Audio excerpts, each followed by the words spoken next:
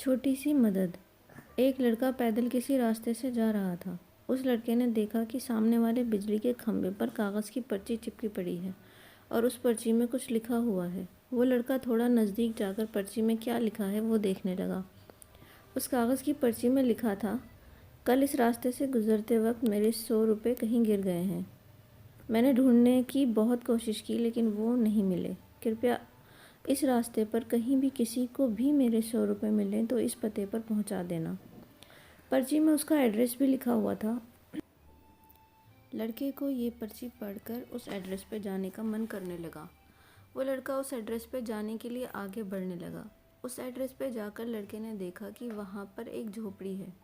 लड़के ने बाहर से आवाज़ लगाई तो उस झोपड़ी में से एक बूढ़ी औरत लाठी के सहारे बाहर आने लगी। लड़के को पता चल गया कि वो बूढ़ी औरत सिर्फ अकेली ही इस झोपड़ी में रहती है। उस लड़के ने उस बूढ़ी औरत से कहा कि माँ जी, आपके 100 रुपये जो गिर गए थे वो मुझे मिले हैं। ये रहे आपके 100 रुपये। उस लड़की की बात सुनकर वो बूढ़ी औरत रोने लगती है और कहती है कि बेटा, अब तक करीब 15-20 लोग मुझे 100 रुपये देकर जा चुके हैं। बेटा, मुझे ठीक से दिखाई भी नहीं देता है और मुझे पढ़ना लिखना भी नहीं आता है। पता नहीं किसने मेरी ऐसी हालत देखकर मेरी मदद करने के लिए ऐसा किया है। लड़के ने 100 रुपये रखने के लिए कहा पर वो बूढ़ी औरत नहीं मानी। लड़के के बहुत आग्रह करने के बाद आखिर में वो बूढ़ी औरत मान जाती है, लेकिन वो उस लड़के से कहती है कि तुम जाते वक्त वो पर्ची वहाँ से फाड़ कर फेंक देना।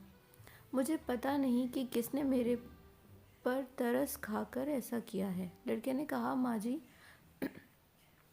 आप उस बात की फ़िक्र मत करना, मैं वो पर्ची फाड़ दूँगा। अब वो लड़का उस बूढ़ी औरत के घर से निकल जाता है। थोड़ी देर चलने के बाद उस लड़के ने सोचा कि आखिर मुझसे पहले आए हुए 15-20 लोगों को भी इस माजी ने वो पर्ची फाड़ने को कहा होगा, लेकिन उनमें से किसी ने भी पर्ची को नहीं फाड़ा, तो फिर मैं क्यों फाड़ दूँ। वो लड़का उस पर्ची को बिना फाड़े ही वहाँ से चला जाता है।